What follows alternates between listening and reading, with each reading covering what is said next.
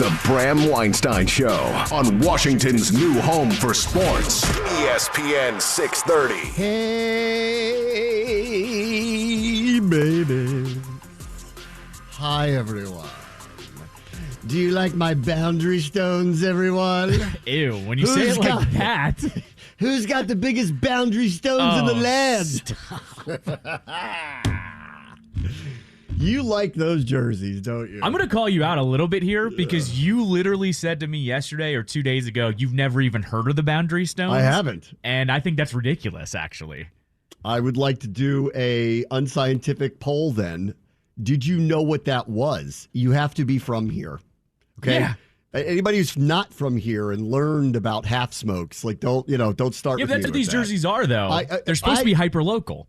Yes, this is too hyper local. This is like an inside joke. So I don't even know about this. Yeah, this is like the club that I don't know about that I can't get into. They're the oldest standing monuments in the country. I know, but this isn't the common knowledge is my point. Like it may be true, but it's not common knowledge. I liken this to when the Indians changed their name to the Guardians, nobody knew what the Guardian Bridge was. And in fact, I think like most Clevelanders might, but they were like, really? All right. Right, but that's what this is, but we're not changing our name to the boundary. Right. Exactly. They're going to win for 20 games. I would say it's better than Wizards if you went to the boundary. Well, once again, by the way, the front of these jerseys say District of Columbia, which tells you they don't even want the name Wizards on their jerseys anymore. They're changing their name, right? At some point? Aren't they doing that? Maybe they're waiting out this phase with the Commanders just because, like, can you do it all at the same time? They should, honestly, you want a quick fix here? Because their branding's District of Columbia. Just change your name to the Monuments. The monument, I like that. Yeah, the monuments. I thought that would be a good name for somebody all along. That was on my list of maybes for the Redskins. Well, then when the monuments popped up. I'm like, all right. You're already Monumental. You're already Monumental Sports Network. Change the name to Monuments. Everyone will be perfectly happy with that. Yeah, and you got the pool party, and you got the surfer dudes, and they go, hey, Mon. Yeah, I like that. Hey, Mon. No? I'm out on that. I do like the Boundary. That's a good name, too. The Washington Boundary. The district boundary. That's pretty good. That sounds like an indoor soccer team, though. They're going to go. They're going to go. Like? They're going to go up there and play the Baltimore Blast there, Hon. That's on a Saturday afternoon. The Boundary playing the Blast.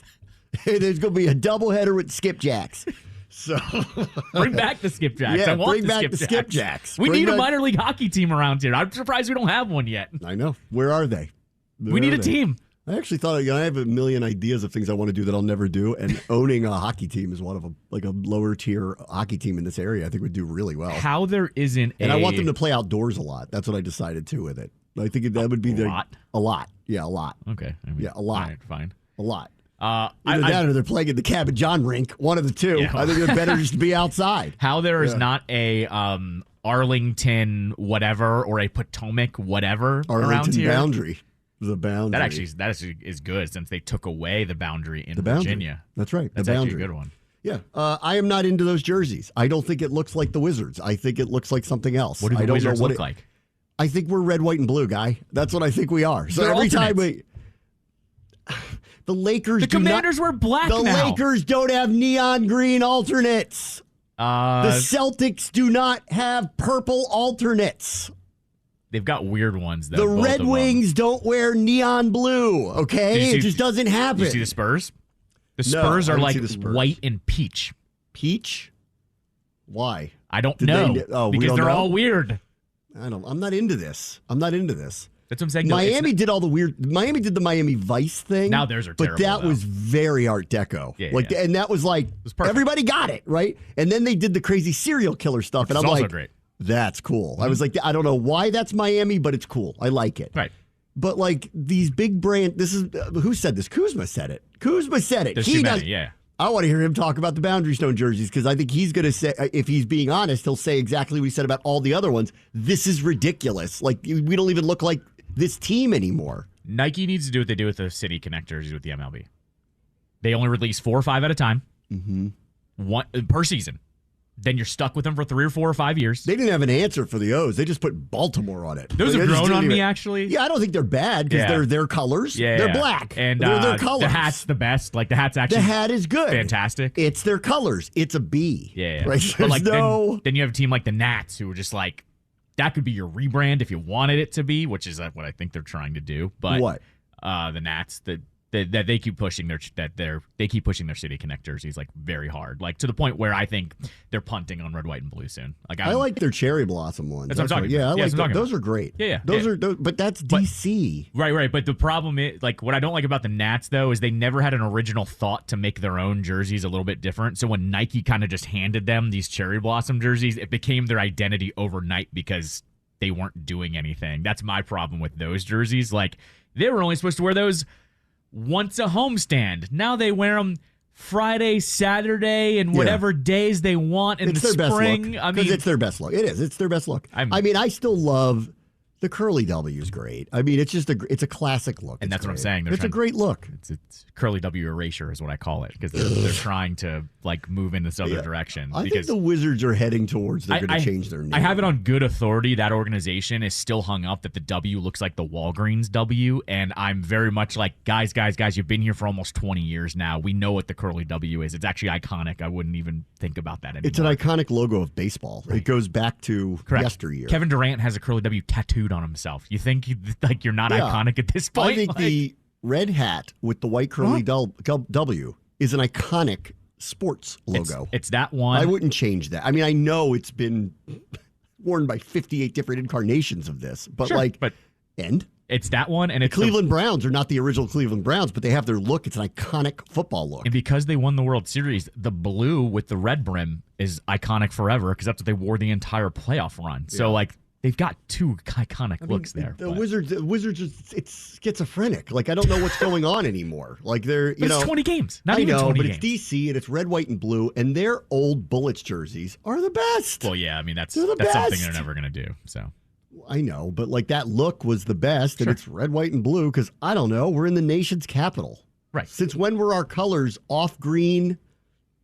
And since when did the Redskins, Commanders, WFT wear black jerseys? Would you New things? Okay, when they changed their name to the Commanders, what if they went to an army green look? Oh, that would have been riots. Exactly. Territory. It's what I'm telling you. It's what I'm telling you. They couldn't do that. They could have easily done it, though, and be like, we're the Commanders now, and they're wearing army green uniforms. Mass exodus of the fan base. Yeah. And then everybody, when they played the Eagles, we would have been like, what's going on here, guys? Right. The league would have never approved that. But what I'm getting at is that's not a rebrand. This is just a one-off, 1 year, 15 to 20 games. Like, I'm fine with it. What if the Commanders had army green and then on their helmet had like a bronze star as the logo on the no. Buy my Lamar jersey, hon.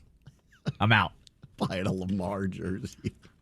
I'm gonna buy a Duvernay jersey there, hon. That's it. Last straw. Gus Bus. Helped my fantasy team win last week there, hon. All right. Let me get to what we need our boy Stavros to come on and talk about that. Yeah. Ask him what he thinks about that. Let's see. The Rangers won for the first time the World Series last night. They were the Washington Senators at one point in time, which will be the theme of Throwback Thursday, albeit I had to argue with Callow, who wanted to do last year because today's the anniversary of Bank of America statement. One-line statement that started the "we are selling the team." Nobody believed it at the time, but like, we are selling the team. And I can actually point to Al Michaels saying it on Thursday Night Football was the one where I went, that's something. Yes. It's one thing when people just say it, but it's another thing when he says it because, you know what? Like, he talks to the owners. So when I heard him say it, I went, that's actually something. Right. And then a week later, we had was it a week later? No, it was a month later. A few weeks. A month later. Yeah. Month later came out the statement. So I just like the older music. Now, I really wanted to play 1924 because it's really the last time that this organization, if you date it all the way back, actually won a World Series. But like, I settled for the early 1970s because the Senators, the second time around, last played in 1971, and the Rangers played in 1972. So it's been, 51 years, right? Yep. 51 years, and they finally won a World Series last night, and they did it in dominant fashion. And what I really want to talk about is a few things with all of this. Can I say one thing before you jump into it? I think there's some kind of like good karma that we won ours first. and then they won And theirs. then they won? I think there's something there because I wasn't at had the Nats not won theirs and they won it yesterday, and everybody would talk about the franchise. There's some bitterness that would have come out today a little bit, but because we won ours 4 years ago and they have Scherzer on their roster. I don't know. There's something iconic about that. Scherzer was there. And he actually pitched in a game. Wasn't like DeGrom, who that kind of sucks for him that he's on a World Series team, but only pitched 7 games in the season. But and I'm sure that wasn't the way Max wanted to do it, where he's like, sure, but he still contributed. He contributed. That's all that matters. I mean, pitched in 2 games. He started 2 games. I'm not dead yet. Yeah, pretty much. Yeah. I mean, his arm is duct taped to his shoulder now, but yeah. Sure. His MRIs must be really interesting looking.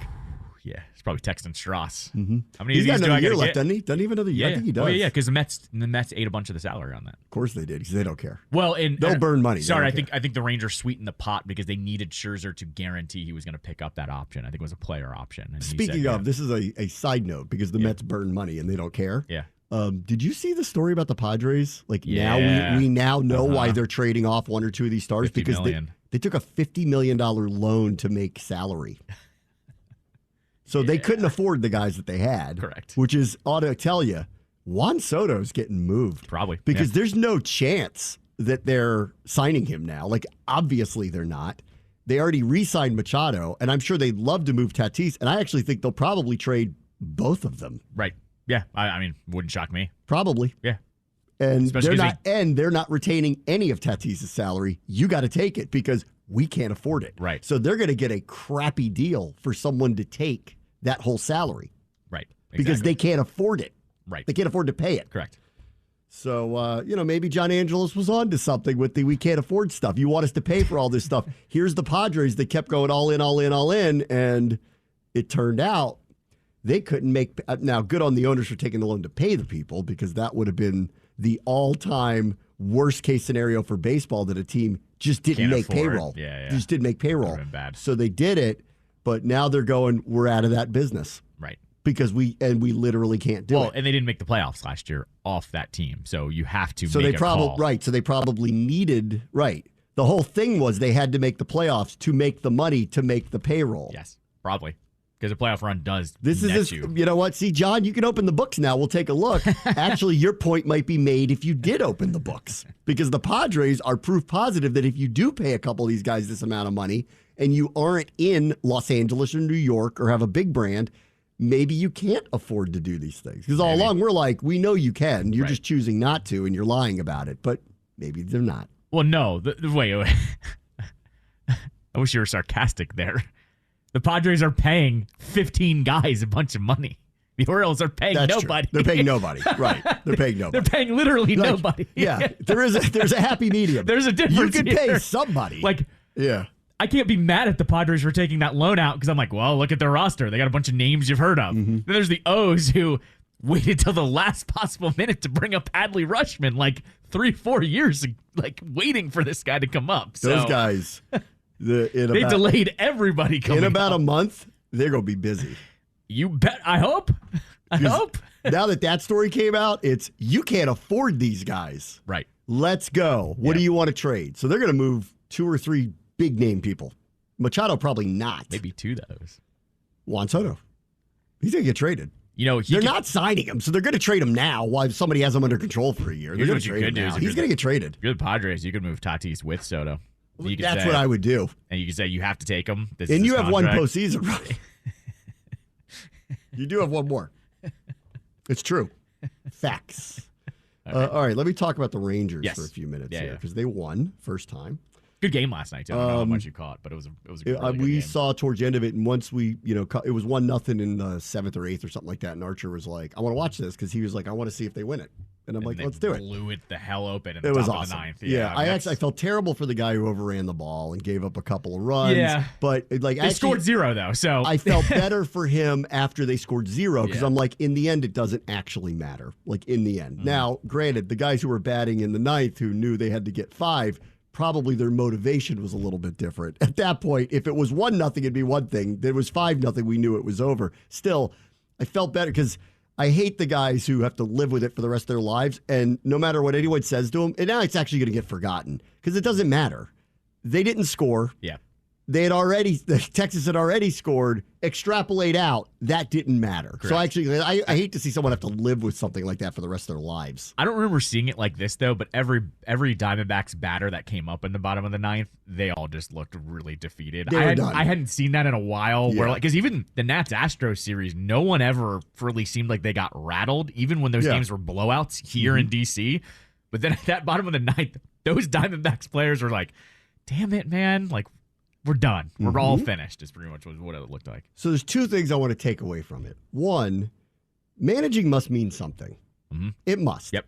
Because that guy's now won 4 World Series. Yep. He came out of retirement, and his big quote that was, bandied about last night, not that I was paying attention to spring training of the Rangers, but he said on the record, I didn't come out of retirement to lose. Yep. So he came to a team he thought he could win with. It doesn't mean they would, but he thought they could win with them because he liked the roster, so he showed up and he did that. And they were willing to spend money. So he knew they would be competitive, and they ended up winning. And the fact that they ended up winning and didn't lose a road game in the entire playoffs, I can't think that that's a total coincidence. I have to believe managing means something. Yeah. So this is good news for the art of managing, where most people think it should be just an AI robot that spits out numbers and puts people out there. Well, there must be something to it, because this guy comes out of retirement and now people are arguing, is he among the greatest managers of all time because of how much he won and in how many different teams he's done it with.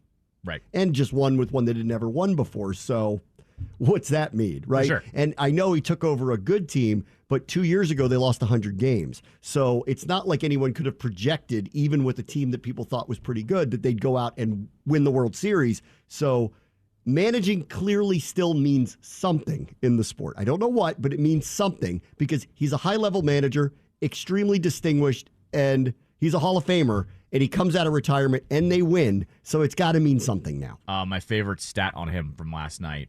Since 2005, 9 teams have won a World Series with a preseason odd of 20-1 or longer. Bochy has managed 4 of the 9. Yeah. I mean, that tells you what you need to know, too. So it matters. Yeah. But here's the other thing, too. So it matters. Here's the other thing, too, and I was texting somebody yesterday about I'd say it about Dusty, too. He's managed a lot of good teams through the years, but they do win a lot. There's plenty of good managers that lose. He didn't win a lot in the postseason, but he must know what he's doing. Right. Yeah. It's not a coincidence he's there every year, with these teams. It's not a coincidence. Right. The one thing here with the Rangers, though, that I love is their makeup of their team. It wasn't just Bochy. They had prospects. They signed guys. They traded for guys. I've never seen a team that kind of just was did all of it. We need a starting pitcher? Go trade for him. We need some power? Go sign Seager. Yes. I think this is the way you should be running your teams. They're a smaller, but not that far smaller version of the Dodgers. Yeah, for sure. The Dodgers have a lot of great prospects. Right. And they also have the willingness to spend when they need to fill a hole. Right. And they'll go at the highest level to spend to fill a hole. Yeah. This is, what the Yankees used to be. Yeah, correct. Yeah, exactly. What the Yankees' issue is they haven't actually produced a lot of great talent from their farm system. They're willing to spend, but they haven't had a lot of luck with that. They haven't had. They have a guy here and there that come up, like a Judge or whoever. Yes, but it's Aaron not. Judge is terrific, but they don't have 4 or 5 of them. That's when those teams are fully operational. When they have 4 or 5 studs, and then they can go shopping, to fill the holes, and they can outspend everybody. That's where you have a problem competing with someone like that. But I wanted to talk about that with them winning. It was 2 years ago that they lost 100-plus games. 2 years later, they went and did sign some big-name people, but DeGrom is a failure. He barely pitched this year. Sure. And they still won the World Series anyway. And then they went and got Scherzer, and he really wasn't much of a participant for them. Right. So they overcame all of that. And they're interesting because every time we talk about what's the path to winning, and I think every sport's different. I think in the NBA, you need to get a stud or two. You have to be willing to do whatever it takes to get a stud or two, and then you hopefully build around it. It doesn't guarantee anything. Look at the Philadelphia 76ers right now. But if you do it right around them, you give yourself a shot, and you're kind of right there. In baseball, you can go both ways. You could buy a team if you have the means to do it. Mm-hmm. The Padres tried. They've tried to do it. You could do it the Astros way, which all those guys were their stud, prospects. They tanked for a long time, and they hit. The Orioles have done this right now. The Orioles tanked hard. They've bought nobody, and all of these guys are ridiculous. And now all I'm wondering is, what are they going to do now? Because it's set up for you. And that's what frustrated me about them this year, because maybe it happened a year sooner than you thought, but it did happen, and I don't know why you didn't. Look who beat you. Yeah. I mean, the team that followed your formula but went and spent and went and got and bolstered. Yeah. Well, what's funny, though, is... I mean, their stars were acquisitions, actually. Right. Simeon and Seager are acquisitions. That's not homegrown talent. The biggest one was Garcia, who they got for nothing and actually DFA'd and then brought him back. But he's one of those all-time stories of even they didn't think that he was going to be this, and then he came around. So that's good on them that happened. And he got hurt and they won 2 games without him anyways. But actually, if you look at them, like, yes, they have a few good young prospects, but their stars are people they acquired. Yep. Right. They acquired. Mm-hmm. So I don't know where we are anymore, because they're in the middle here. They didn't necessarily buy the team, but they didn't pull Orioles and just hang out and hope that the group that they produced in the farm system does it. Like, it's interesting that they beat the Rays and beat the Orioles, who had better records than them, and have done it the other way, which is, we're going to totally tank. We're going to get a bunch of prospects. It's worked out because these guys have ended up being really good, but they needed a little more. And in both cases, and specifically the Orioles, it was plain as day that they needed to add for them. They chose not to do it, and it bit them when it mattered most, taking on a team that had more seasoned, veteran, major league ready players that they bought. So I would hope, but I don't think the lesson's learned up the street, but I would hope that they would look at this and go, we need to go buy a pitcher because we don't have one. Mm-hmm. And we need to be willing to do that if we actually want to win. And that's why I think Texas is interesting today, because they did it both ways. They did get some homegrown guys. They did spend. Mm-hmm. They didn't go crazy, but they spent. And here they are. They won. Good for them. This one, to me as well, is a lesson in your team morale. Like, Bochy probably helped with that.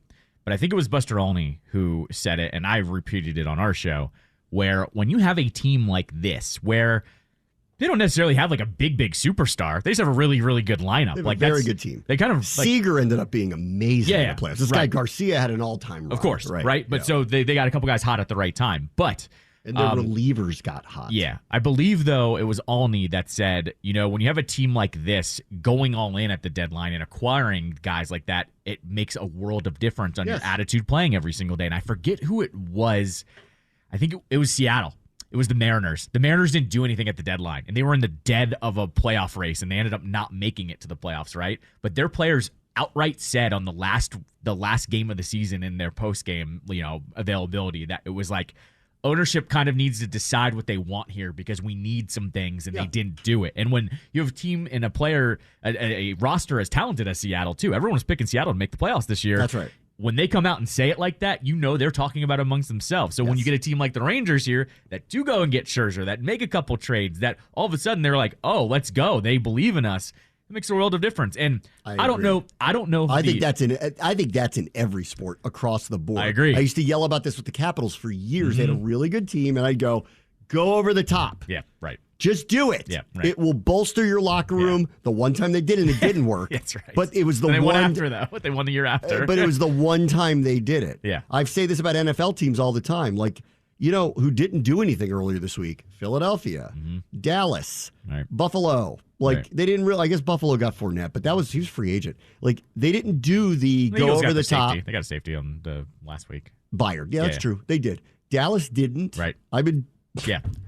Guys. Yeah. What are you waiting for? See what San Francisco did. They went, you know what? Like, our defense we know is really good. This guy's available. Let's do it. That's right. Right. Exactly. Let's do it. Yep. And what you're going to argue? Like, what if he isn't great? If he makes 5 plays for them, that's right, it was worth it. Yeah. If he wins one game because he has some crazy sack, he's worth every penny they paid for him because they're willing to go the distance to do something like this. And I think in every sport, it should be that way, which is why I want to talk about the Commanders next, because obviously what happens signals something completely different to them.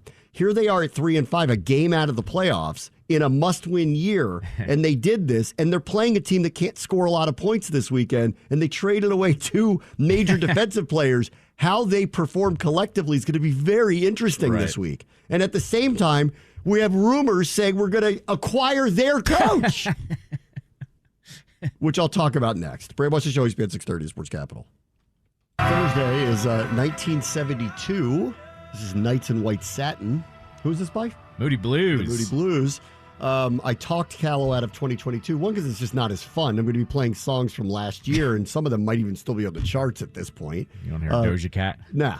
But 1972 is fun, and we chose it because it is the first year that the Texas Rangers played in Arlington, Texas. They were formerly the Washington Senators, and last night, for the first time in franchise history, they won a World Series.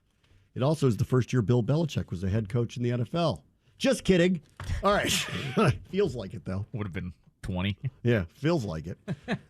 He was in Annapolis, coming up with ways to scheme up ways to destroy Playing the lacrosse. world. Yeah, he was figuring out ways to destroy football for life. I'm like still holding out hope that if he takes one more head coaching gig, he probably lasts like 5 years. He'll then be like 80-ish. He's going to break that record. I think it's 17 is the number. I think that's what I looked it up. I was getting ready for the game last night, and I looked it up, and I think if I remember right, he's 17 away from catching Don Shula. So obviously, that's not going to happen this year, and may not happen next year, dependent probably who his quarterback is. And then so he's on the Ovechkin run here. He's going to crawl his way. As it stands now, he's going to crawl his way. But if they go and get a top tier quarterback, I've been watching them on film the last couple of weeks.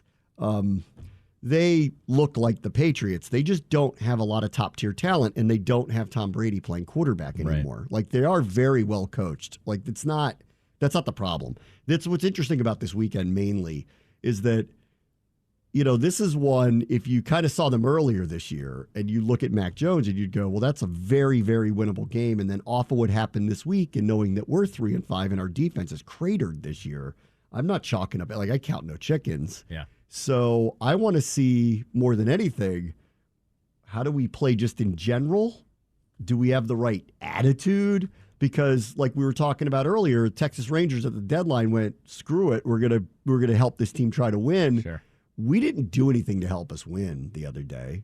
Like, you could say the dumb things, addition by subtraction, but Montez Sweat's a really good player. Sure. Yeah. So, you don't just replace somebody like that. And I like Casey Tuhill. And I like James Smith-Williams. But they're not that caliber of player. No offense. They're just not. So, in the short term, could they be better collectively? I'll buy it. Yeah. I'll believe it when I see it, but I'll buy it. Over the long term, I think you win with top-tier talent, and neither one of them is Montez Sweat. So, right.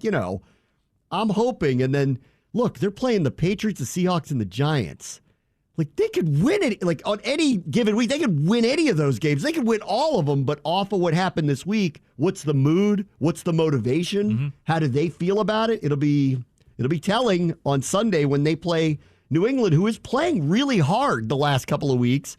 They beat the Bills, and then last week they played a team with better talent than them and lost to them. Right. It actually was relatively close the whole way. It's just they got beat by the big plays of Hill and Waddle, and they don't have guys that do that, right. And they don't have a quarterback that makes plays like that. Just to finish my point, Belichick sitting at 71. I just really hope he goes to Navy at some point, because then I would go to those games. He's not doing it until... I know. But he could be 75, 76 if he has 5 more years in him. There's an interesting retirement plan. Come here, break the record here, then go to Navy and coach them to finish out, because he's the type of guy that will. I don't think he'll quit coaching. I don't think he's one of those people. Correct. I think he's too into it. Yeah, I agree. I think he likes it too much. Right. I think he'll actually like the service academy, because those kids will actually listen to everything he says, right, and not be mad that a coach is being tough on them either. The question is, though, would he be okay coaching at a place where he knows that the other team's going to have a lot more talent than him all the time? And I think that's hard. That's probably hard. I think he would revel. I think in NIL, good luck. I think he'd revel in the challenge, though. Maybe. They're just, so what's the barometer? They should win 7-8 games because realistically, when they're playing Notre Dame or whoever gets on their schedule, because he's the coach. Yeah, right. Yeah, everybody's going to want to play him because he's the coach. I told you, Alabama's going to come here. Yeah, Alabama. Right, but they'd kill them. Sure, I know.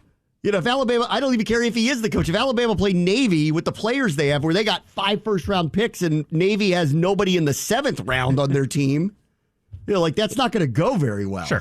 But I still think he wants to come here. Maybe. I think he wants to come here one day. All right, so let's get to the rumors. Yeah. Pro Football Talk puts out a preposterous rumor in the middle of a season that the Commanders would quote unquote trade for Bill Belichick because as it came out last week, he secretly signed a very long contract extension. Correct. Lucrative. Yeah, I'm sure it's a ton of money because it's him. Yeah. Right. And he is, I would think that Robert Kraft actually wants him, not unlike we want Ovechkin to break the all-time wins record in our uniform. I would think they want him to break the all-time wins record as the Patriots coach, which is why, because it's not going to happen this year, I don't believe this for a second. Sure.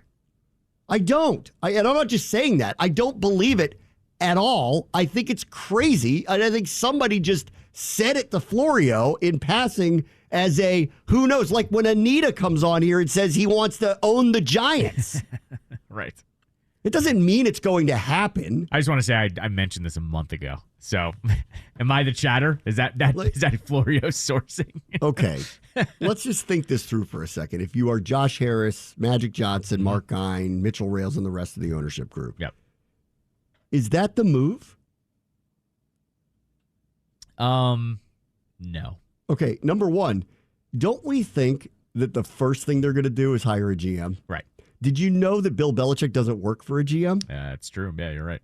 We already have a coach-centric formula here. Right. So, one, I'm not trying to fire Ron, but I think we all know that if they don't turn it around starting Sunday, that it's not going to go very well. I think Ron's been fired since the loss to Chicago. That's my opinion. I think they've given him the opportunity to keep his job, and the season's not over yet, and so I just refuse to go there because the season's not over yet, and I'm going to let it play out. And they are playing 3 teams this week, all of which they could beat because their talent is as good as any of them. The question is, will they? And what happened, considering how they've played, and then secondarily, what happened earlier this week is typically the signal of we're looking ahead, and that often doesn't play very well in the locker room, but you never know. Maybe they do play better for a short stint and they get themselves into a December situation where it's at least possible they can make the playoffs. And then we'll see what happens. You can also get in a situation going into the bye week that they're out of it and then fire him to get ahead of the search, too. There's a lot of things to get at. I mean, off of the way their defense is played, which I think is the story this year. It is. Just collectively how their defense is played, I think everything's on the table for what will happen next. I also don't think that this ownership group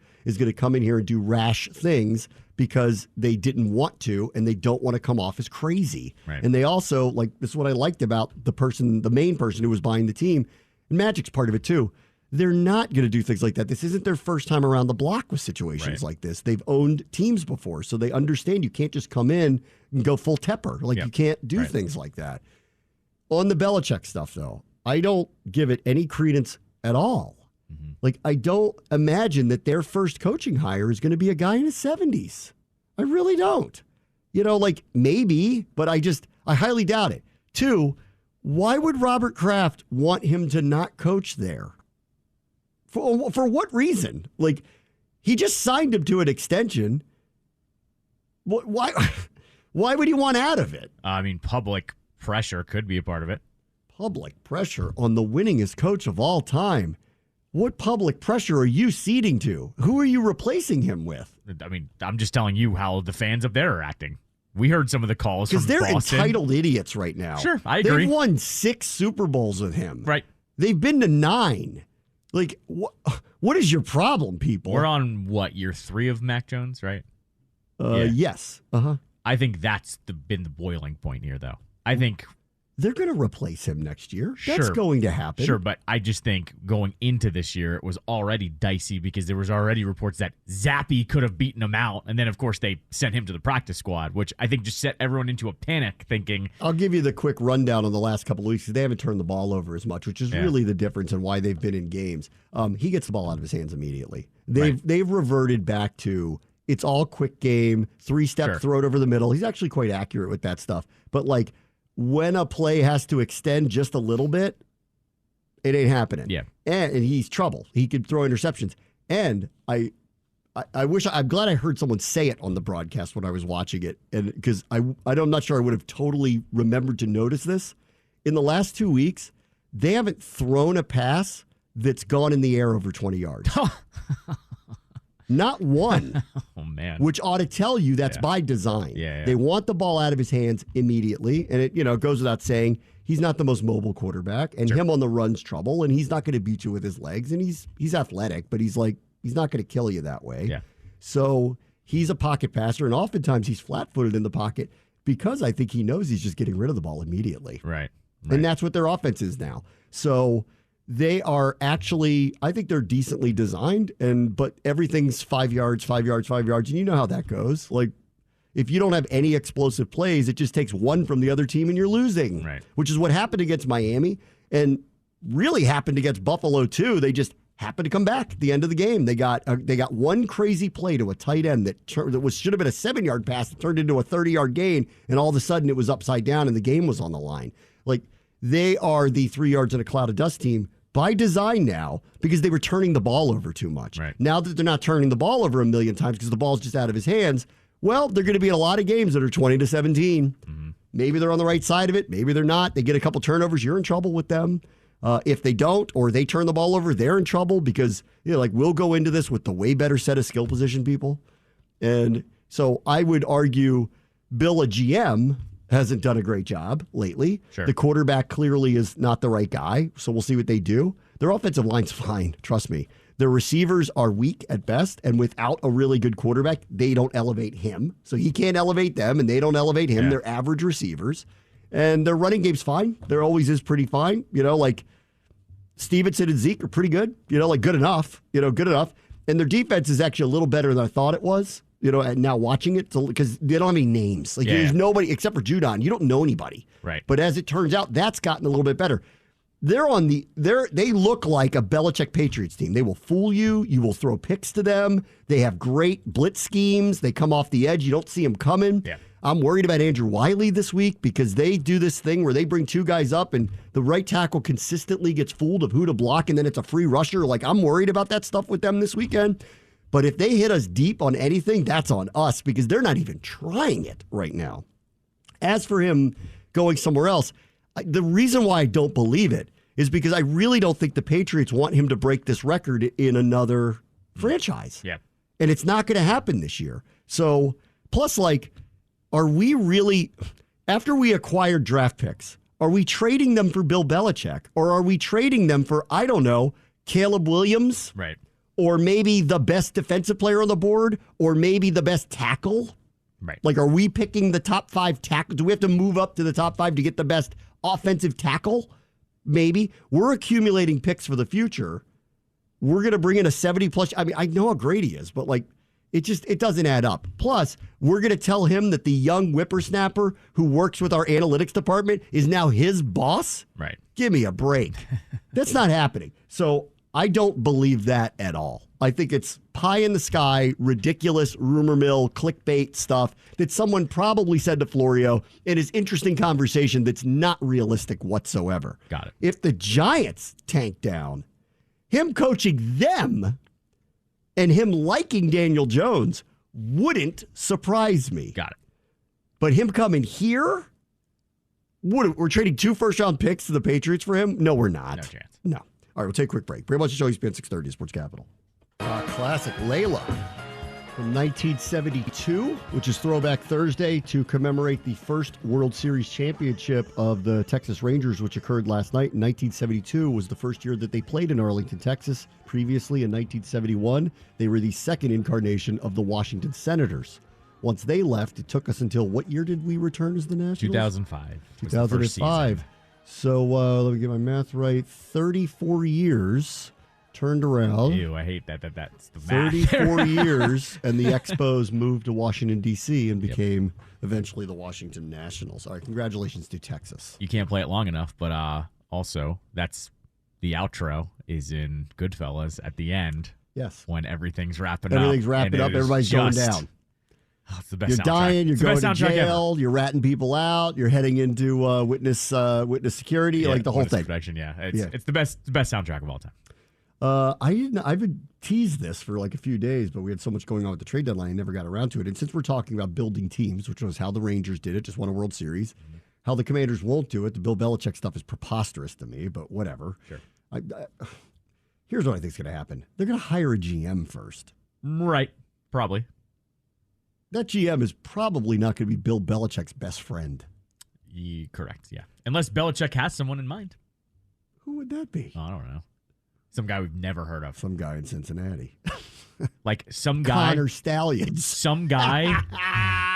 It's You got to look at this Connor Stallions guy. He's some guy. Very aggressive. That does what Mel does and has a basement full of paper, but we've never heard of him before. What happened to that old guy who was in the shadows that nobody ever knew about? That's right. Yeah. Meantime, I've just because we've been too busy and the Wizards, we already know what the score is, and let me know when the rebuild really begins because it's barely started at this point. But Ted did go on the pregame show before the home openers. This is a few days late, but there was a juicy quote that he gave to them, and I thought it was a very self-aware quote that he gave about it. And this is what he said to them before the home opener. And obviously they lost again last night, so there's not going to be a lot of wins. They were getting run off the court again last night. As far as Twitter was telling me it wasn't going. But don't worry, well. Poole did an alley-oop to Kuzma off the backboard when they were down by 20. Listen, they're supposed to be fun. That is fun. And Ted mentions that here. This is the quote that was pulled. He said this. When we first started talking with Michael Winger and then Will Dawkins, it was we need a long-term big change, and I want to be great. So what do we have to do to get there? There's not going to be an easy straight path, and we have to be patient. So I'm looking for development. I want to be able to see signs of the strategy coming to life, and I'm also wanting to see players that want to play here and really appreciate the fan base. We'll work hard, appreciate being in the NBA, and we'll want to be part of something that can become great. Being fun, I think, is very important. We're in show business, and I do think we have a very, very intelligent fans, and they want to see really good basketball, and I want to see really good basketball. You got to play both sides of the ball. First night, we scored a lot of points, but we let in too many. I wasn't happy to see us fall into habits like we did last year, but it was to be expected. When Denny Avdia is your most tenured player on the team, you know you've got a big change in personnel, and we have a lot of new coaches. But what I do like is that everyone's on the same page, that we have a lot of young players, a lot of new players, and we want to incrementally improve and step up. Where we end up 3, 4, 5 years down the road, the team won't look the way it is today. Maybe we'll have some players that stick and with it and break through, which would be fantastic. But this is going to be a journey, and I think the fans will welcome it because we want to see progress. We want to be competitive. We want to be in the playoffs, but we want to be able to compete for championships. To be honest, I feel like I failed the franchise the last 3, 4 years because I didn't see the upside, so we had to make these radical changes. Long time coming. Now, I'm sorry here. I'm glad he said it. I want to give him credit for saying it because he said it. It's my fault. It is. Okay, I will never. I've been railing on this for years. I like Brad. We all like Brad. Can you please listen to some of us that are telling you are making a mistake by extending him to the degree financially that you're extending him? Right. I will never knock anybody for taking responsibility. And so that's what he did there. And I commend Ted for doing that. The thing is, we were yelling and screaming this for a decade plus of if you don't have a guy, like a number one, he's not you need to be trying to get that Correct. guy. And they never did that. And it's just when all you I'm saying get is to the point. Yes, we were all in lockstep, though, is what I'm saying. It wasn't like there was a split between the fan base or whatever. You know, if let's just say John never got hurt, right? Okay, sure. And let's just say Brad's contract's coming up, and this is all whatever. It's made up stuff. But John then left for whatever reason, and you don't know if Brad can be the number one. I'll hear you on we made a mistake with that, not because of the person he is, but he's just not that level of player, and we didn't realize it. But that's not what happened. John got hurt. He was the primary number one player on this team. The evidence was so overwhelming. It didn't matter what team you put around him. It didn't matter what coach you had. It didn't matter what style you played. He didn't elevate people around him, and he's a great guy and a terrific representative, and I like him. But he's not a $50 million a year number one P1 player on your team. I knew it. Anybody who follows this knew it, but you didn't. Right. It's your fault. The other side. These mistakes are seismic when you make them. The Otto Porter one ruined that team when they gave him a contract he should have never gotten, and that was Ted's fault that happened. I'll make this argument, too, on the other side of this, is that John, yes, he got hurt, but John was fun to watch. Fast break. His speed was crazy. It's crazy. Brad was just a guy when you were watching the game. Yeah, he sunk shots, but he never took over the game in a type of way where you were like, no, I got to sit down and watch Brad score 50. It was just filling up the stat There sheet. was never let Brad cook. Right. Ever. Right. So it's not happening. That's like the other argument here that I would have heard. If Brad was entertaining to watch, I think you kind of try your hand at that. But he wasn't. He was just a volume shooter that had some hot nights. Yes. That he would score 50 on the Mavs sometimes because they had an off night. I'm not even sure he did that. I think he did in Dallas. But he was point. he was guaranteed he's going to give you 20 points a night. Yeah. You knew this was going to happen. He's reliable. He is a very good player. He got better. He took care of himself. The injury stuff got behind him pretty fast. He's a good guy. He's he's a very good player. He's a marginal all-star. Like, he's a very, very good player. He's not Giannis, LeBron, Kevin Durant, Devin Booker, Dame, Jokic, Dame. Like, he's not Jimmy Butler. Yeah. He's not one of these people. He's a really good player. So once you get to the point where you have to pay him like that, you have to move on. Right. And the evidence was there because John got hurt, and it showed you plain as day that he's not this person, and they did it anyway. And then remarkably gave him a no-trade clause for no reason whatsoever. That's your fault. And I'm glad he's owning it. Sure. Because I've been waiting for the whole time. I'm like, dude, it's your fault that they're in the position that they're in because these decisions are massive. And everybody knows that the Brad decision, whether Tommy wanted to do it or not, everybody knows that that's what you wanted to happen. I think, though, like, the worst part about it was, okay, you want to try it? You did. What was the first iteration of Brad being the leader of the team? Westbrook? Yeah. Westbrook won. Yeah, because that was the trade. The first year that John got hurt, they had nobody on the team.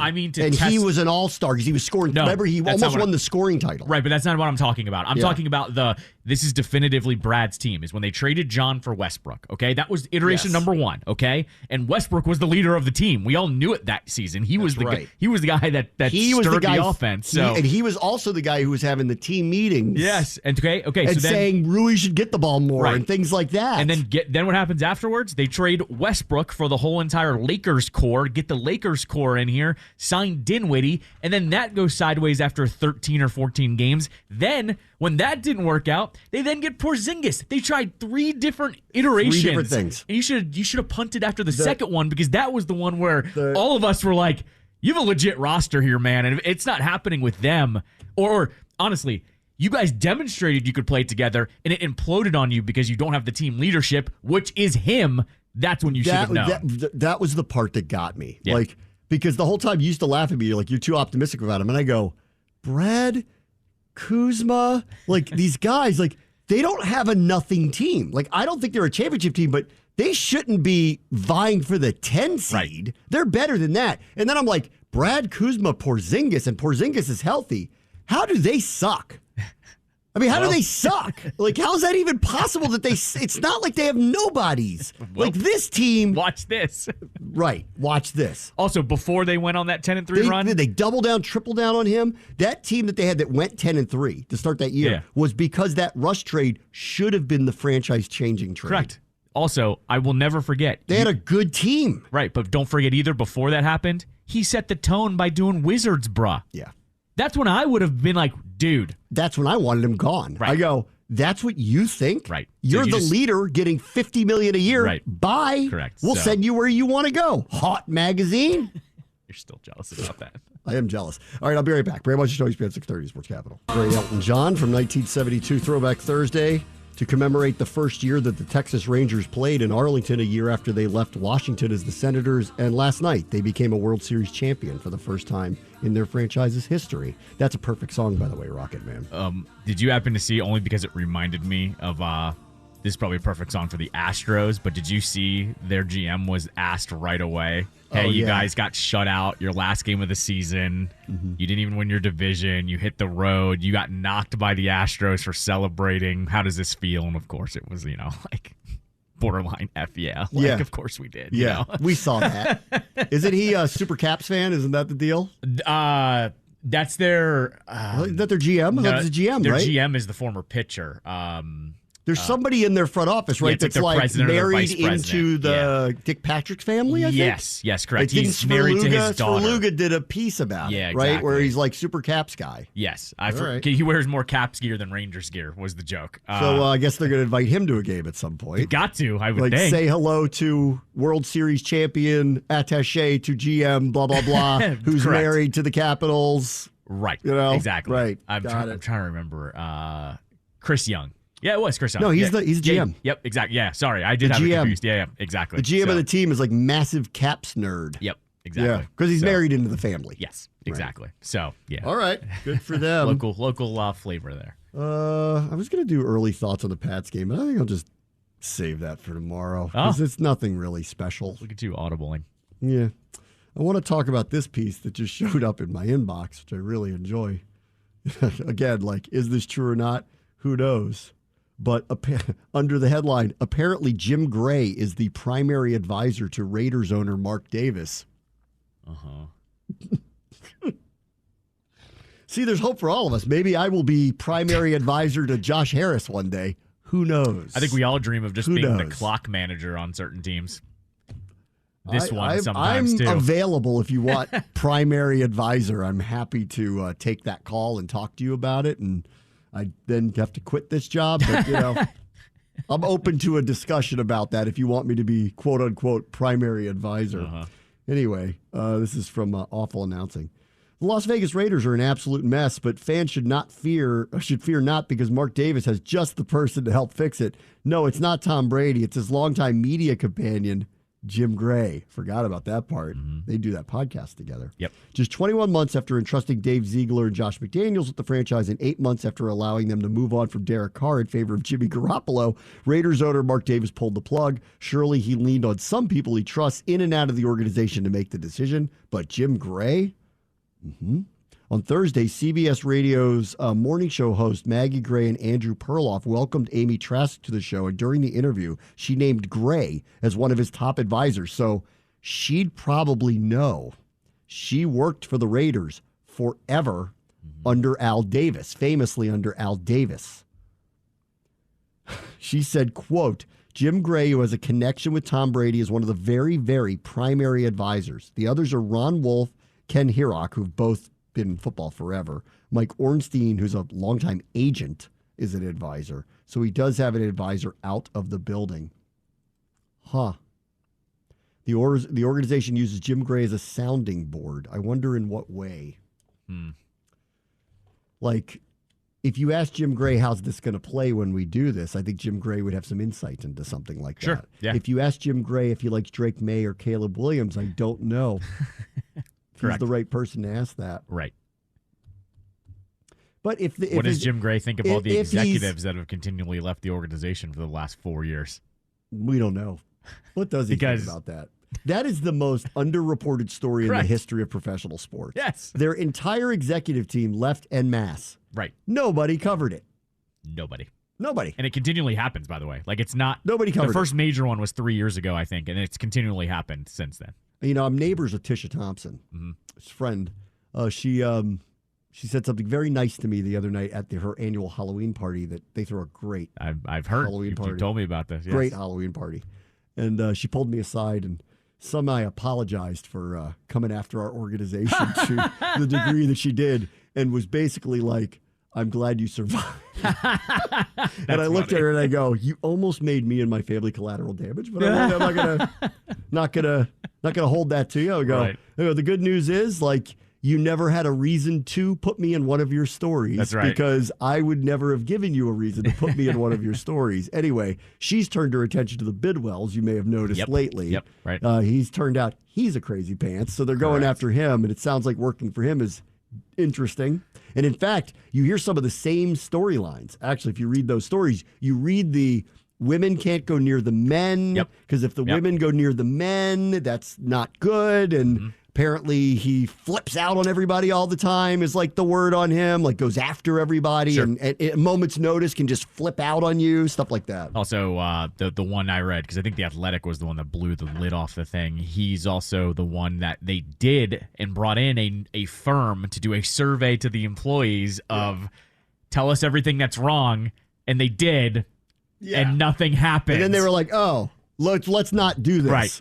Correct. They were like, they got the survey back and couldn't believe how bad it was. Exactly. Which is like worse because you opened the lid and then tried to put it back on. They're probably like, how bad could this be? Yeah, right. And then they're like, we all hate it here. We feel like prisoners. That's right. Exactly. We come to work thinking we're just going to get embarrassed and be sad. That's right. Exactly. So, not great, Bob. I go home crying every day. I cry in my car at lunch when I'm allowed to have it. Because I'm a woman, and if I go near the men in the cafeteria, I get kicked out. I actually think that's literally something that they've reported. Yes. People cry in their cars. Yes. That's not even a joke. People said in a survey they cry in their cars at lunch. That's a bad work environment if that's happening. The other one was they had a normal cubicle setup, and the coaches would have to pass by, and the coaches would actually stop and talk with people in sales or whatever, and there was no problems. It was completely platonic between the two parties. Like, there was nothing bad.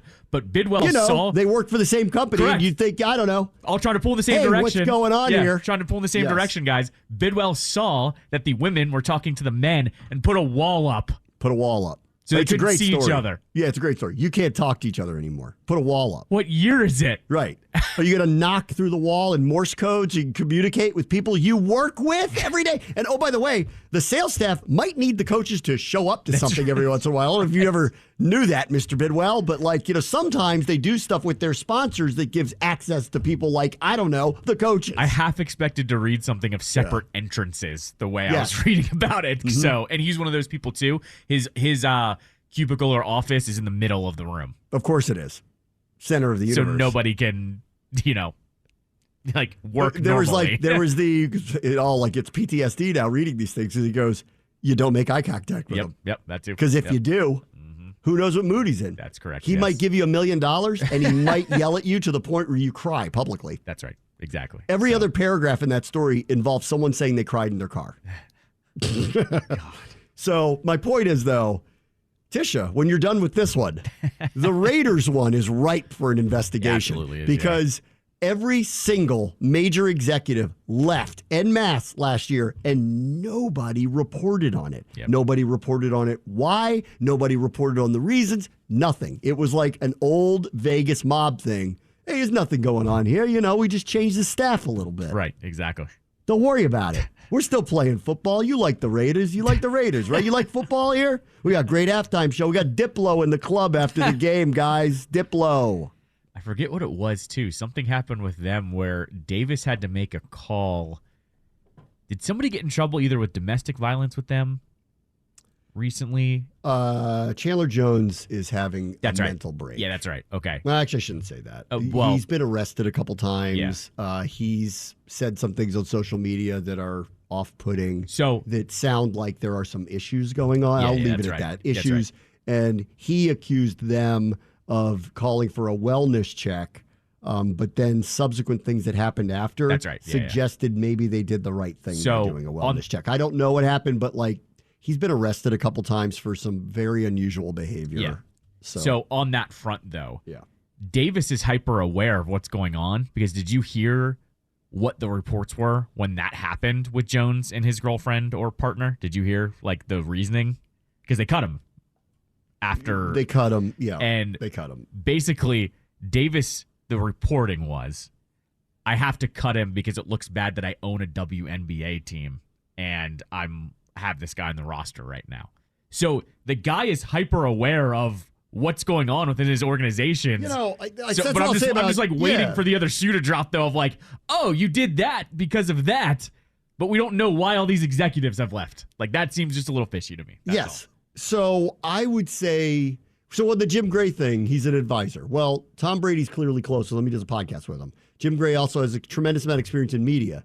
If he's advising him on how to handle PR-wise crazy things that are going on in his organization, I don't know, firing your coach and GM a year and a half into a 6-year deal, or getting rid of Derek Carr, which made no sense at the time, not even getting anything for him, or a situation like Chandler Jones, which is very sensitive. It's different, very sensitive situation. Really more out of his control. I could understand where if they're having dinner and he says, how's this going to play? When we talk about it and Jim Gray says, I can tell you how it's going to play, Jim Gray would know what he's talking about. That's right. If Jim Gray is the new, remember the minister or the chaplain in Houston? He's still there, isn't he? Isn't he still there? Is he? Hold on. He doesn't have his ear anymore, I don't think. I don't think he does. I think that changed. That was fun for a while. The mega church. Nick Casario's the GM. Nick Casario came from New England. The other guy. Easterby? No. Easterby. Is it Easterby? The chaplain. He is not there anymore. Yeah. Okay. Yeah, that's who it was. Sorry. Yeah. And you'll notice Houston's now winning again. You'll notice actually, that. way better than everyone thought they'd be. You'll notice that things have changed for them. I'll get back to the Raiders in a second. Well, no, I'll do this now. You think Jim Harbaugh's calling them today?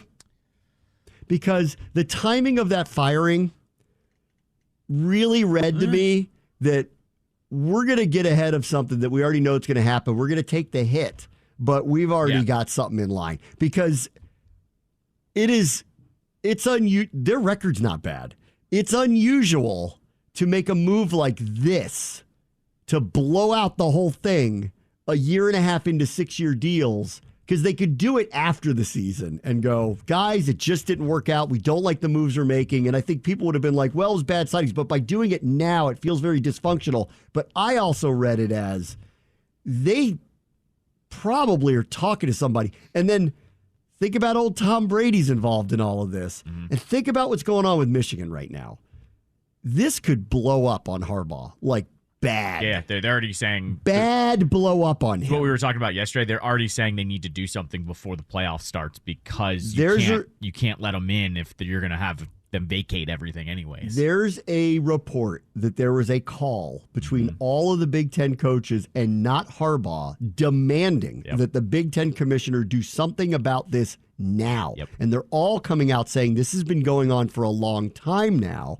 And the more we're learning about it, as silly as it is that this guy was showing up and sneaking on people's sidelines and doing what he was doing, it is ridiculous. It's getting to the point where it's spiraling, and there's just no way he's going to be able to walk away from this and go, I had nothing to do with this, and this guy's just some lunatic that was doing this on his own. There's no way. Yeah. So I don't know. So I bet you Harbaugh's getting ahead of it. I bet you he's calling NFL teams now, knowing that it is possible that Michigan may make a decision like that. I think there's another side of the coin here, though. We were already getting reports last year that McDaniels was up to his old same BS where he was being contentious with players and the practices were weird. And then remember, he and Carr were coming to blows every single week. Like, there were reports that those guys were at each other's throats here. Yes. I think Davis legitimately was going, crap, this guy's not a good head coach. This is now the second time that I believe that. And I think he's going. I believe like this year they've decided the change was happening, but the fact that it happened now. No, but here's what I'm getting at. I think he probably said in his head or with his advisors, you know what? They're the ones that got rid of Carr. They signed Garoppolo. I'll give them a chance. I'll give them a chance here because if they were coming to blows and Carr had to go, sometimes that's just what happens. And then when he saw what was already happening, where the offense was not good at all, and they're getting embarrassed on national TV, there was that clip of him sitting with his 25-year-old girlfriend where he's cussing out the offense. Yeah. I mean, I liked that pick. I think that was a good clip. I think Davis was going, I think Davis would have fired him last year, but he's going, I have to give this a chance because it's 6 years and 6 years. And he's gotten rid of my quarterback, so I need to give it a chance here. Right. And when he saw how it was playing out, he's going, let's not delay the inevitable here. I don't know how. I thought with the Carr thing, I don't know how he didn't step in Davis and stop it from happening. He could have. Yeah. He could have stepped. This is where the owner can step in. Like, we all know that Belichick tried to trade Brady. Right. Kraft is the one who stepped in and went, we're not doing that. Right. And then his contract ran out and he was a free agent. And then there was casually won a Super Bowl or 2 Super Bowls. I think at that point it was just like, you've been trying to get rid of me for too long. I understand you wanted to move on because I got old, whatever, but I was still winning a lot and I don't understand it. Whatever it was. But like once he got to free agency, he got to do whatever he wanted to do. Kraft was the one that stepped in and stopped it. Mark Davis could have stopped this. Yeah, right. He didn't. Right. He let them do this. They got nothing in return for Derek Carr. Nothing. Yep. That's like what happened with Washington with Kirk. It's like it's just such a terrible outcome. Correct. You sign him to an extension and then you let him walk on you? Right. But if McDaniels is sitting in the office going, hey man, we're gonna get rid of Carr, but we're gonna bring in Garoppolo, same type of quarterback. I could see how Davis was going, all right, I'll give you a chance. Like I know it looks worse, but at the same time last year we were having the debate of Garoppolo or Carr, and there wasn't really much of a difference between the two. I hear you. In the case of like Mark Davis, who's been around the NFL for a very long time, like his whole life. Sure. the idea that he would just sit there and go, that's a good idea on its face, it can't possibly have resonated as a good idea. What has he done that has proven that he's a good football mind? I don't know. I mean, what did his dad do towards the end? Nothing. Towards the end, yeah. Yeah, I'm saying towards the end. I specifically mean that. But the Raiders were a model franchise for, of winning. They had a lot of crazy people there, but of winning. But then they were irrelevant. Yes, from the 1970s until like the 90s, they were, really the 60s. Early 2000s, really, when Gruden was there the first time around, yeah. They were a very relevant, Del Rio was actually not a bad head coach with them, actually. The joke with them was they just would pick speed guys. That was their thing. Yes. Like they would they'd pick athletes. Yep. And you know what? Like they were proven right about that a lot. In an analytic age, I think we're learning now that that's not everything, but but back then they're just like, we're just going to pick the guys to take the top off games and deal with it. Yep. And they won a lot. And then things went sour and they've made a tremendous amount of bad decisions. And under his ownership, they've been irrelevant, really. But even I don't even know, how do you sell him on that last year? That was the one where I'm like, are you kidding? Like, what are you doing? Right. Like, fix it. Sure. If you're picking the number one pick and it's a quarterback, all right. Could have been a leadership thing, though. He could have said, hey, this is a similar quarterback and Carr's undermining me. Let's go this direction. And Davis might have said, okay, fine, I'll give it a shot. Maybe. And then cut bait. I am guessing Harbaugh's poking around the NFL again now. What else is new? Does it ever? So when I saw the Raiders thing, I went, I wonder. Brady's got a connection. I wonder. Is he? Because I think he probably knows the hammer's going to fall on him one way or the other, whether it's from the school because they're embarrassed, the Big Ten because they're embarrassed. Like if they basically say you're not allowed to be in the playoff, do you know how embarrassing that is? Right. Like if they just say you're not allowed because we don't want to one day, like next year, say it doesn't count. Yeah. We'd rather a team win on its own merit and not have a huge controversy surrounding it. Now, this could all be fixed by Ohio State beating them, but that's not even a guarantee this year. They have a very good team. They have an NFL quarterback on their team. They have a very good team. So it's a risk to let this play out. And the way it's ramping up, the pressure's on the Big Ten to do something, and I think they might. I don't know what they can do. Can they suspend him? I guess. I mean, can they they vacate the wins? Well, I was going to say what's weird is the college, because they were talking about this on Joe and Carlin, that the college football playoff committee is a completely different They thing. could devalidate. They could. I don't know. They can't. But they don't have the power to vacate anything, but they could choose not to select them. They could also choose to ignore whatever ruling there is if they think it's beneficial to have.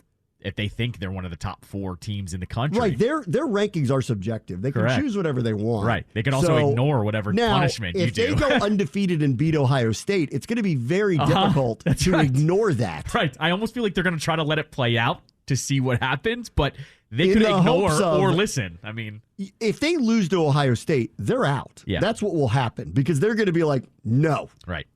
They're going to be, and it'll be easy. If they beat Ohio State, they are going to be rooting hard for them to lose in that Big Ten championship game because if they don't, they're going to have a problem. Then they're going to be this undefeated team who you almost can't not put in there, but you know it's controversial and bad. Right. Let's just see, though. I think over the next week, we're going to find out if the Big Ten's got any stones. Got any boundary stones up there? It's not the same thing. But because all of their coaches are saying, no. You've got to do something now. This is a bigger deal than you're letting it be, and it's spiraling now, too. Yeah. It's spiraling. All right. Oh, one more thing, because I'm going to do my I'm talking about Bobby Knight in a minute, because I have a personal story you'll enjoy. Oh, boy. Okay. Him. It's the one that falls into his character. My lone personal experience with Bobby Knight, which wasn't great. I'll tell you about in a minute. Taylor Heineke's finally in. I didn't get to this yesterday. Oh, yeah. That was yesterday. Yep. 2 weeks too late, guys. I know. I said it in the summer. I go, he's going to replace Ritter. I just don't know when. And it was funny because we played teams in the preseason that played Atlanta in the preseason. I saw Ritter, and I kept going, he's going to get benched. I hope it's by the time we play them. And unfortunately, it did not work out. We missed it by 2 weeks. One of my dreams of 2023 was we were going to play him. What I can't wait for It's a home game for them. Yeah, who do they got? Vikings. No Kirk. Oh, my God. No Jefferson. They can't be playing Dobbs, can they? I don't know who they're playing, actually. Oh, God.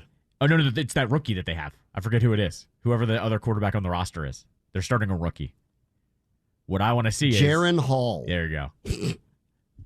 Nick Mullins is on IR, too. That's why. Yeah, he had an injury in practice or something a couple weeks ago. Heineke by 1 million this weekend. Here's what I want to see. Cow. Does Atlanta continue the tradition that the Commanders used to do and post whatever purple and gold shoes Heineke gets if he beats the Vikings? Will he keep doing that? I think he should. I think he needs to be going. Was he asked about? I wonder if he was asked about it. Do they even know down there? Are they even paying attention? I would think they do. They know about the Nikes? Yeah, I would think so. They probably know it. So there was probably a story in the summer, I'm sure. I actually know a guy on Instagram that helped hook him up with a couple pairs of the shoes he was looking for. And he actually tagged him in a post of being like, Taylor, if you need me, let me know to get you the next pair of kicks that you need. So I would hope the Atlanta media knows that that's what he does. You saw his Halloween post, right? Yes, I did. Amazing. Deer in headlights. Yes. Guess where the headlights were? Well, the headlights were on another woman. Correct. So. Guess where they were located? Yeah. Deer in headlights. Easy on that one. Good acting, too, by Taylor in the picture. Right.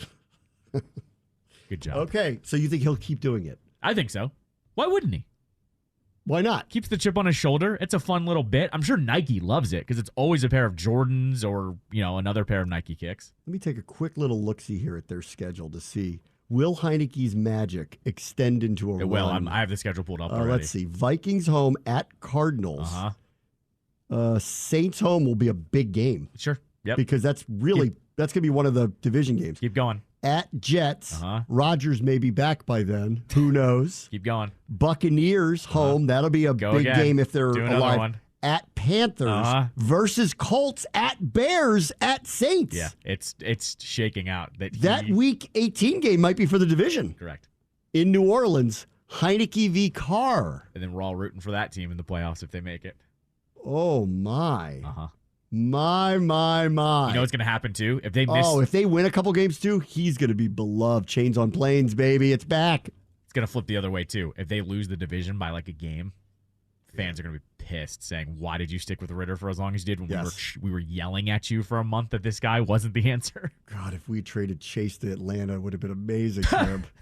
We've got the same gif of him pointing to pointing to him.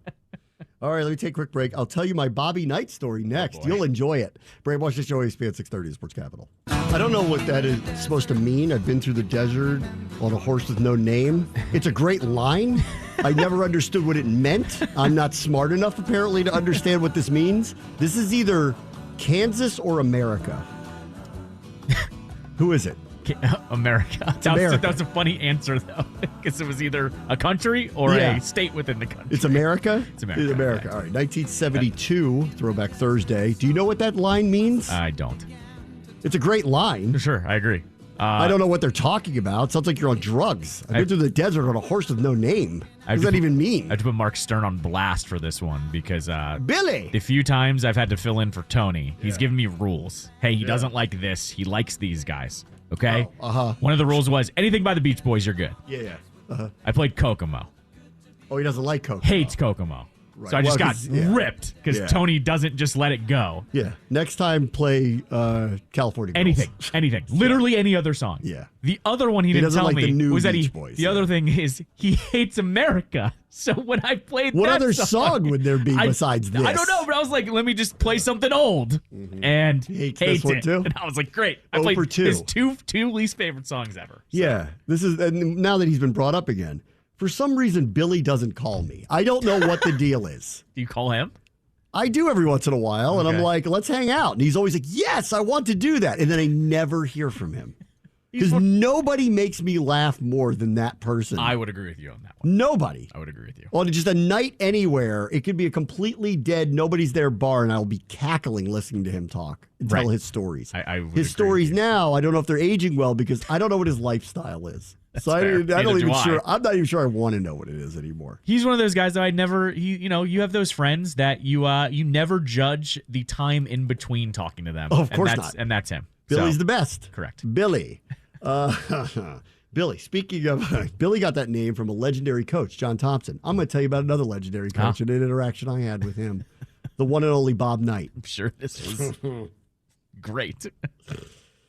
So this is like 10 years old now. Bob Knight, when he finally did retire, worked at ESPN. He was doing games. Mm-hmm. And then, as you know, like when you're on a sports center that leads into a telecast of a game, Bob Knight, is asked to come on and preview it. Sure.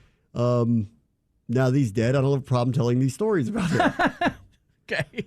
He was very difficult, as you might imagine, by reputation. In fact, somebody who I won't name that I used to work with up there described working with him as this: what you don't do is shake the gorilla cage. Which I thought was a really good way of putting it. Yes. That old age had not calmed him, but actually made him more ornery. Mike Greenberg talked about this today and just said, like, he was a different human, and he actually just said if you ever saw him in a public space, you weren't to talk basketball with him. He hated talking basketball. Yeah, I got the sense of the couple of times I was in a public space with him not to address him at all. Yeah, that's pretty. Yeah, he had the look on his face like he doesn't want to talk to you. He doesn't want anything to do with you. So, but I did on the air have to talk to him a few times. And one of them was memorable because I haven't even heard from this producer in years. But last night when the news came out that he had passed away, I got a text from him, and it was one line: "Who the F is Bram Weinstein?" Of which I started laughing out loud because I'm like, oh my God. And I wrote him, I'm like, do you remember this? He's like, do I remember that? He was like, it's incredible. So the year that Wichita State was undefeated. Okay. Yeah. They were undefeated and they were like whatever and and it had to have been like in February or getting close to March because they were potentially going to be the first undefeated team since Indiana. Bob Knight in the 1970s. Right. That actually hasn't really, not that I'm surprised it hasn't happened, but it hasn't happened. Like nobody's been undefeated. Sure. So they were we were going to have him on because he was doing a Wichita State game. Okay. Of course he was. Right, yeah, of course he was. Yeah. So he was doing whoever they were playing that day, and so we were supposed to have him on the Sports Center leading into his broadcast.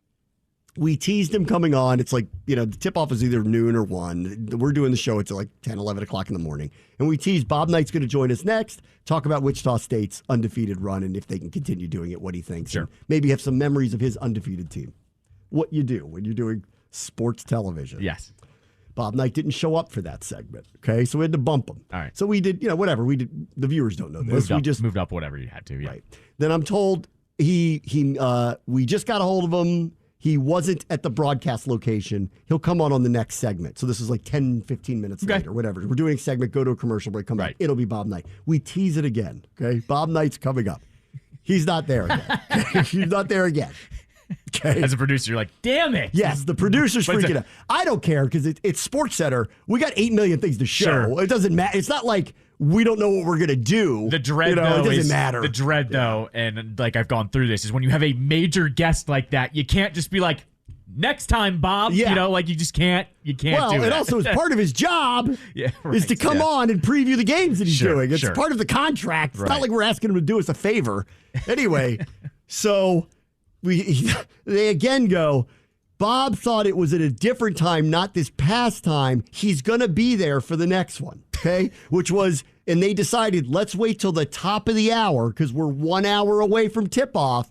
We'll bring in Bob Knight. Okay. We'll lead with it because it's the next thing on ESPN anyway, right? Great. So you're promoting it. Why not? 20 minutes go by. We finish the hour. It turns around. We start a new hour. Bob's not there again. Okay? Just not there. At this point, have you in any of these? Did you ever throw to them or anything? No. Okay, They're just like so it's not. They're like we go to break and you can see the shot of this is where he'll be sitting, but he's not sitting there. And as we're coming back from break, he's still not sitting there. And the producer's like, "Well, I guess we're not going to Bob. He just didn't show up again." Got it. Right. So at this point, the producer goes to the coordinating producer who's making calls to the talent people there, going, what the F is up with Bob? He's supposed to do this. He's blown us off. He's blowing up our show. He's blown it up 3 times. Like the right things were happening. Right. So finally he goes, Bob is definitively going to be there at this segment. Okay? Sure, pal. Right. In like 10 minutes. And they were like, He's being escorted by the lead producer there because the word has gotten down from the people at ESPN, stop blowing off SportsCenter. Yep. Right. Okay? They told him, like, you're not in the mood to do it, and nobody wants to tell you, but you've now made us tease 3 times that you're coming on and you haven't come on, and you're an employee of ours. That's right. So, like, shut up and just do it for 5. We're going to ask you 3 questions about basketball. Just do it. Right. And the craziest part was he spoke to the Wichita State team the day before, so he talked to them about being undefeated. So he was there, too. Right. So one of the questions was going to be, can you tell us what you told the team and tell them about your experience? Like, it's the easiest interview ever. Yeah, I'm not interviewing him about choking people. Like, I'm interviewing him about the basketball game. There's no, like, I'm not going to ask him some crazy question. So we go to break. We tease he's coming, okay? We go to break. It's, we're now 10, 15 minutes before the game, and now he has to show up because he's about to call the game. He has to be seated there. That's right, yeah. We are in the break. They pot up the mic. Because you check, like, can you hear me? Can you hear me? Level's good, all that. Yeah. Right. Okay. He sits down, and the producer goes, Bob, he was like, we're going to be back in just told him what we're going to do. 2 minutes, whatever. He even said to him, these are the 3 questions we're going to ask you. Yep, okay. Prompted him. All right. And Bob goes, who do I have to talk to? And I can hear it, okay? I'm sitting there. I guess he doesn't have a return. Maybe he does. And I can hear it. And he goes, and the guy goes, Bram Weinstein will be the anchor interview. And he goes, who the F is Bram Weinstein? And screams it. I hear the control room laughing now. Okay? Yeah, because, that is funny. And I'm like, and so I'm so proud of myself. On cue, I go, Bob, I'm Bram Weinstein. And he went completely silent. Oh, not that I think he cared, but you could hear him. On some level, it was embarrassing. Yeah, that he said that, and you could hear it. Right. Came back from break. We did the segment. He was very short and curt about the whole thing. Right. It must have lasted maybe 70 seconds. Maybe it was like, Bob Knight is on the call of Wichita State. Blah blah blah blah blah. I heard you spoke to the team yesterday. What'd you say? And he's like, yeah, I just told him about top-level basketball. Okay. What do you think of the game today? Well, it's going to be tough. So you go through all this rigmarole for 70 seconds, essentially. Maybe. Yeah, right. We're allotted for 5 minutes. Yeah. And, it's clear, like, he doesn't want to be there. Now I don't even want to do it anymore. Yeah, right. I'm putting on the shtick because I have to.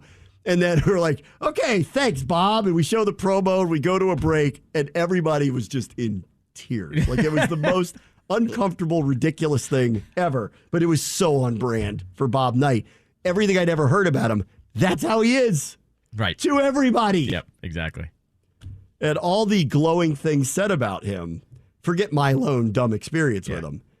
He was terrible to people. Oh, yeah, no. Greenberg went out of his way to be like... people. So all the glowing things that are written about him, yes, I know he won a lot. Like, I get it. He was a very, very, very good coach. He was also a massive bully. Yeah. Misogynist. Like, really not nice guy. Like, had he not won a lot, people would call him a pariah. Correct. Yep, exactly. Unbelievable. Mixed bag is what I call days like today when someone like that passes away. I've seen all the glowing things you've said about it. Won this, and I'm like, he choked a kid? Right. Like, you know about that? He kicked his own son? Right. You remember that part? He kicked him. Yep. Like, during a game, he was so mad at him. Yeah. There's a clip, I think it was Rex Chapman put it out on Twitter today. It's a clip from his coach's show. Yes. And in his coach's show, he gets so flustered, he starts screaming curse words and going, I hate this effing coach's show. And he's ripping the mic off and throwing it. He was nuts. Correct. Exactly.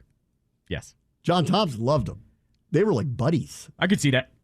Could absolutely see that. Because it's probably, John Thompson was one of 5 people on earth he respected and might have feared a little bit. Probably. And that's it. John Thompson probably also knew he would love to act that way, but knew he couldn't act that way. John Thompson did it in a way more diplomatic way. Correct. Exactly. His presence scared you. Correct. Exactly. He did it in a different way. John Thompson was easily, and not even close, one of the most intelligent people I've ever come across in my life. Yep. Exactly. Like, it wasn't all just his presence, but like, it was always like, I see why people play hard for you. Yes. exactly. Just if he looked at you the wrong way, you wanted to disappear. And Bob Knight was different. Bob Knight was a bully. Yeah. When Bob Knight was looking at you, you thought he might bite you. John Thompson looked at you, you felt a massive level of disappointment, and you were scared. Well, and John knew just what to say very fast. Yes. He was even in the later years, like he came on when I was producing Doc's show, and was still had just the quip was right there too. Still. He easily one of the quickest, most intelligent people I've ever on so many, and I loved working with him. Loved it. I am so glad my working relationship with Bob Knight was one moment, because if I had to do that every day, it would be like a Bidwell thing where I'd cry in my car at lunch. Right. Don't shake the gorilla cage. Yeah.